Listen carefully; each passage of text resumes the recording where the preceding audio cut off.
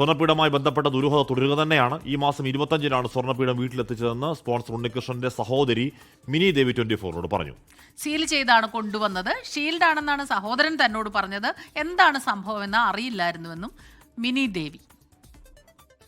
25-ാം തീയതി വ്യാഴാഴ്ച വെളുപ്പിന് നേരം വെളുത്തു വരുന്ന സമയത്ത് അനിയനും മറ്റേ വേറൊരാളൂടെ അവനങ്ങ് ബാംഗ്ലൂർക്ക് പോവായിരുന്നു രാവിലെ.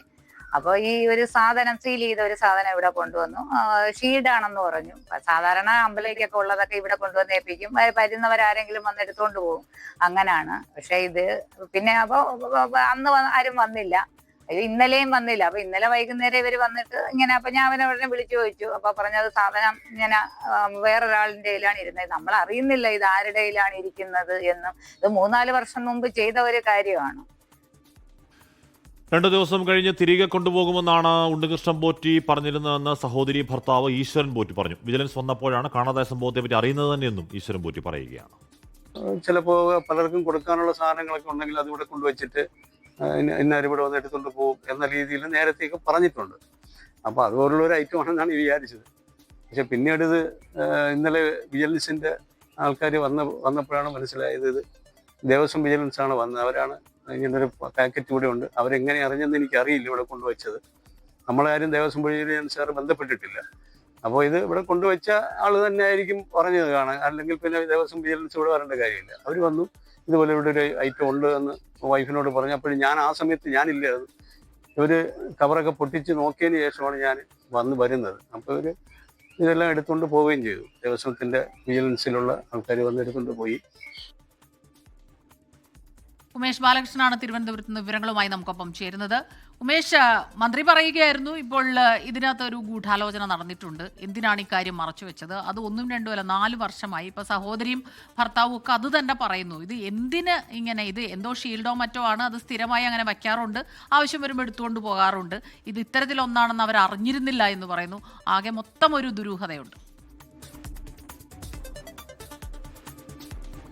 തീർച്ചയായും മന്ത്രിയുടെ വാക്കുകളിൽ ആ ദുരൂഹത, കാരണം എന്താണ് ഇത്തരത്തിൽ ഇങ്ങനെ ചെയ്യാൻ കാരണം എന്നുള്ളത് ആ ഒരു ചോദ്യമായി തന്നെ നിലനിൽക്കുകയാണ്. കാരണം 4 വർഷം മുൻപ് ഇത് ഉണ്ണികൃഷ്ണൻ നമ്പൂതിരിക്ക് തന്നെ നൽകുന്നു. അദ്ദേഹം ഇത് കൂടുതൽ സ്വർണം പൂശാനായി മാറ്റുന്നു, അറ്റകുറ്റപ്പണികൾക്ക് വേണ്ടി കൊണ്ടുപോകുന്നു എന്ന് പറയുന്നു. അതിനുശേഷം ഇത് ഉപയോഗിക്കുന്നില്ല. എന്നാൽ ഈ വിവാദങ്ങളെല്ലാം നടന്നതിന് ശേഷം 25-ാം തീയതി എന്തിനാണ് സഹോദരിയുടെ വീട്ടിൽ ഇത് കൊണ്ടുപോയി വെച്ചത്?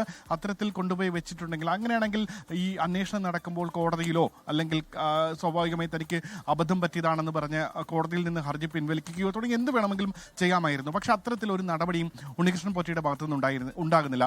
ഉണ്ണികൃഷ്ണൻ പോറ്റിയുടെ സഹോദരി തന്നെ പറയുന്നത് 25-ാം തീയതി പുലർച്ചെ ബാംഗ്ലൂരിൽ പോകുന്നു എന്ന് പറഞ്ഞ് ഇവിടെ എത്തി ഈ ഒരു ഈ സംവിധാനം ഒരു സീൽഡ് കവറായിരുന്നു, അതിലൊരു ഷീൽഡ് എന്നാണ് പറഞ്ഞത്. ആ ഷീൽഡ് ഇവിടെ വെക്കുകയാണുണ്ടായത്. അതിനകത്ത് എന്താണ് അതിനകത്തുള്ളതെന്ന് തങ്ങളോട് പറഞ്ഞിട്ടില്ല. സാധാരണ ഇതേ രീതിയിൽ ശബരിമലയിൽ മറ്റും എന്തെങ്കിലും സംഭാവനകളോ മറ്റോ കൊണ്ടുപോകുന്നുണ്ടെങ്കിൽ, അത്തരത്തിൽ ആരെങ്കിലും നൽകിയതുണ്ടെങ്കിൽ അത് സാധാരണ ഈ വെഞ്ഞാറമൂടിലെ വീട്ടിൽ വെക്കാറുണ്ട്. അതെങ്കിലും തിരുവനന്തപുരത്ത് നിന്ന് പോകുന്നവർ ഇവിടെ നിന്ന് വെഞ്ഞാറമൂടിലെ വീട്ടിൽ നിന്ന് കളക്ട് ചെയ്ത് ശബരിമലയിലേക്ക് കൊണ്ടുപോയിട്ടുമുണ്ട്. അത്തരത്തിലൊരു എന്തെങ്കിലും സംവിധാനമാണ് എന്നാണ് തങ്ങൾ കരുതിയത്. അങ്ങനെയാണ് അത് സഹോദരിയുടെ ഭർത്താവും പറയുന്നത്. ഇതിനകത്ത് എന്താണെന്ന് അറിയില്ലായിരുന്നു.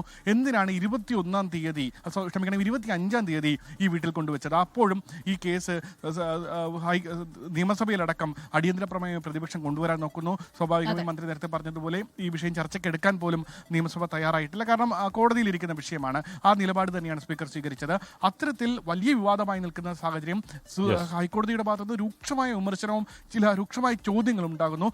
ദിവസങ്ങളോളം സർക്കാർ പ്രതിക്കൂട്ടിൽ നിൽക്കുന്ന സാഹചര്യം, അത്തരത്തിൽ ഉണ്ടാക്കിയതിൽ പിന്നിൽ ഏതെങ്കിലും തരത്തിലുള്ള പീഠം മാത്രമല്ല, അത് അവിടെ നിലക്കൊണ്ട് പോകുമ്പോഴേക്കും 42 കിലോയും 1 മാസവും 9 ദിവസവും എന്തോ സ്പോൺസറുടെ കയ്യിലിരിക്കുന്നു നമ്മുടെ ഈ ദ്വാരപാലകരുടെ ഈ സ്വർണ്ണപ്പാളി. അതിനുശേഷം ഹൈദരാബാദിലേക്ക് ഇത് സ്വർണം പ്ലേറ്റ് ചെയ്യാൻ കൊണ്ടുപോയി അവിടെ തൂക്കി നോക്കുമ്പോഴേക്കും 4 കിലോ കുറവാണ്. അപ്പം കോടതി തന്നെ പറയുന്നത് നേരത്തെ സ്വർണം പൂശിയത് തന്നെയാണെന്ന് കോടതി രേഖാമൂലം പറയുന്നു. അതിനുശേഷം കോടതി പറയുന്നു അപ്പോൾ 4 കിലോ അവിടെ മിസ്സിംഗ് ആയെങ്കിൽ അത് സ്വർണം തന്നെയാണെന്നാണ് പ്രോബബിളി സംശയം എന്ന് പറയുന്നു. 1 മാസം 9 മാസക്കാലവും ഇയാളുടെ കയ്യിൽ ഇരിക്കുകയായിരുന്നു, ഈ സ്പോൺസർ കയ്യിൽ ഇരിക്കുകയായിരുന്നു. അതിൻ്റെ കൂടെയാണ് ഈ പീഠം പോയ കാര്യമൊക്കെ വരുന്നത്.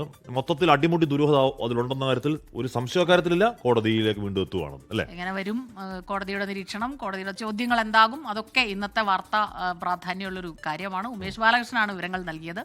ലോകത്തെവിടെയായാലും ഏത് സമയത്തും 24 വാർത്തകളും ഓഗ്മെന്റഡ് റിയാലിറ്റി പാക്കേജുകളും എക്സ്പ്ലെയിനറുകളും വിശദമായി കാണാൻ ഞങ്ങളുടെ യൂട്യൂബ് ചാനൽ നിങ്ങൾക്ക് സബ്സ്ക്രൈബ് ചെയ്യാം.